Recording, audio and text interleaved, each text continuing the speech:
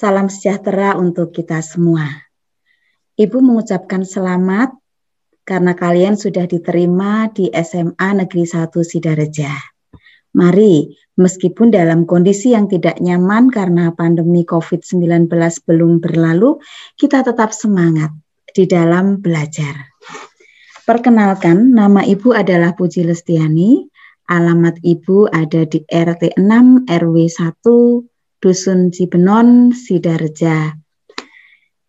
Dan tugas Ibu adalah guru biologi kelas 11 IPS dan kelas 12 IPA, serta mendapat tugas tambahan sebagai wali kelas 12 IPA 1. Baik anak-anak, kita akan segera mulai materi kita pada sesi ini. Materi kita adalah tentang pemanfaatan sumber belajar untuk menghadapi era revolusi industri 4. Nah, dari kalimat ini kita akan melihat tentang sumber belajar dan revolusi industri 4. Sumber belajar adalah semua sumber, baik berupa data, orang, dan wujud yang dapat digunakan untuk belajar, sehingga mempermudah peserta didik dalam mencapai tujuan belajar.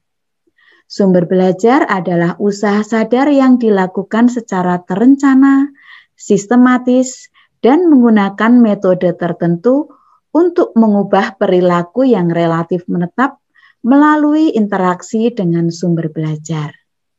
Sumber belajar adalah salah satu komponen dalam kegiatan belajar yang memungkinkan individu memperoleh pengetahuan, kemampuan, sikap, keyakinan, emosional, dan perasaan.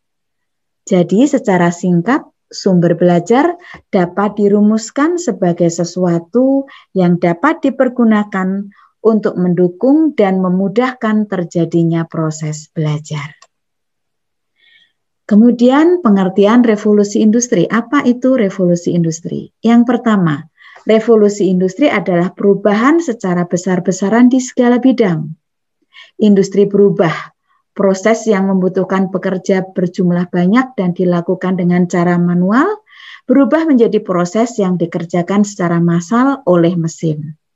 Yang kedua, revolusi industri adalah perubahan yang radikal dan cepat atas perkembangan manusia dalam membuat peralatan kerja untuk menambah hasil produksi.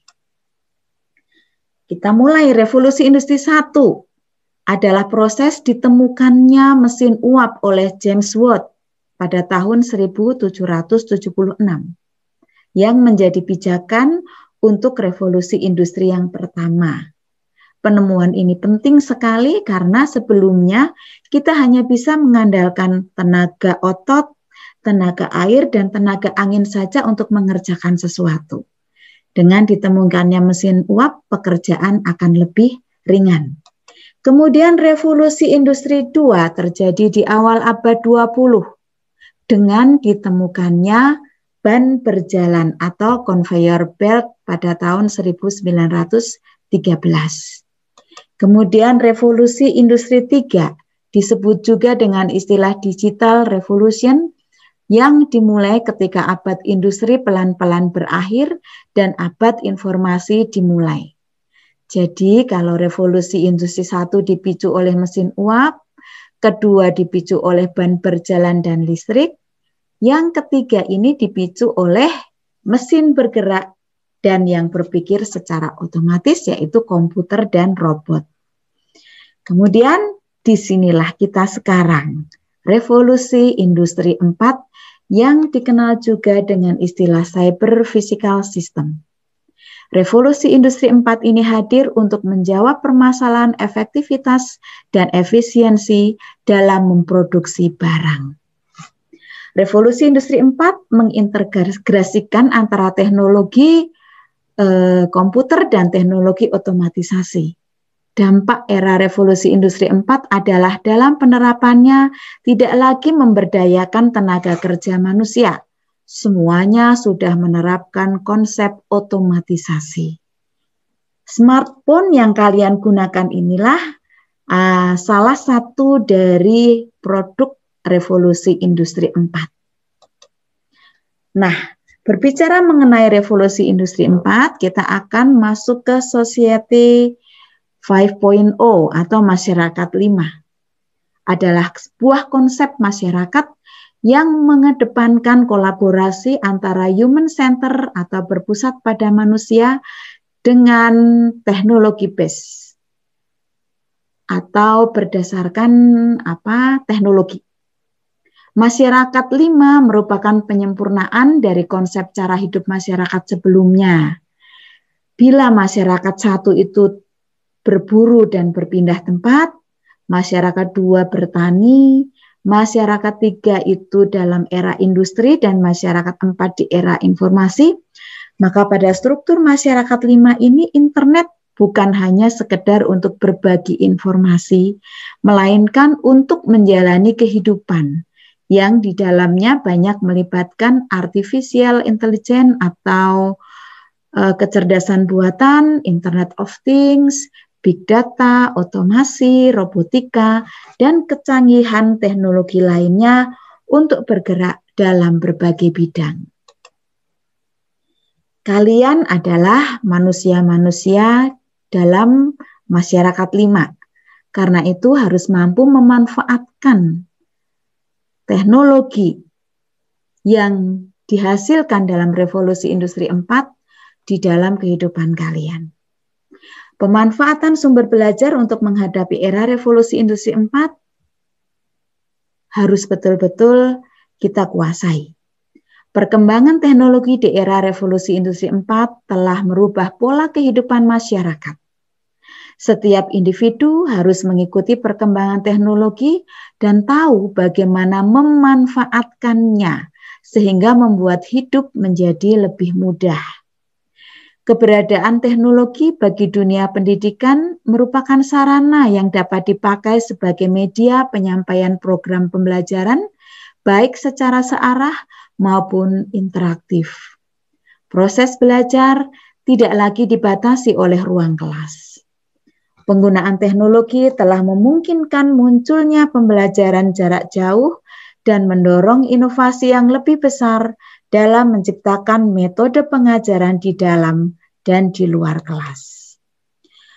Masa darurat pandemi ini mengharuskan sistem pembelajaran diganti dengan pembelajaran daring, sehingga guru harus menyediakan bahan pembelajaran dan mengajar peserta didik secara langsung melalui alat digital jarak jauh. Pembelajaran daring akan memungkinkan peserta didik memiliki keleluasaan waktu belajar, sehingga dapat belajar kapanpun dan dimanapun.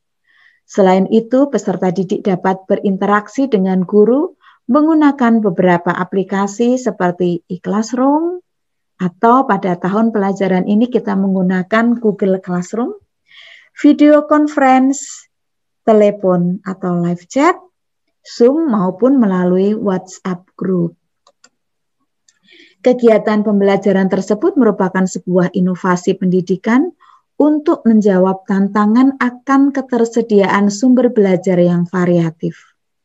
Keberhasilan dari suatu model ataupun media pembelajaran tergantung dari karakteristik peserta didiknya.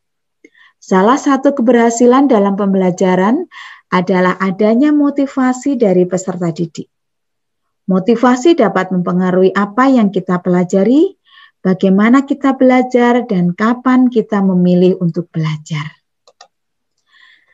Nah, apa yang dapat kita simpulkan dari pelajaran yang singkat ini?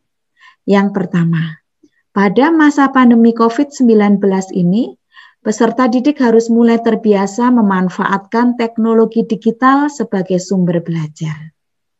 Yang kedua, peserta didik harus belajar dari dunia nyata dalam kehidupan sehari-hari untuk memperoleh pengetahuan, sehingga belajar mengurangi sifat ketergantungan terhadap guru.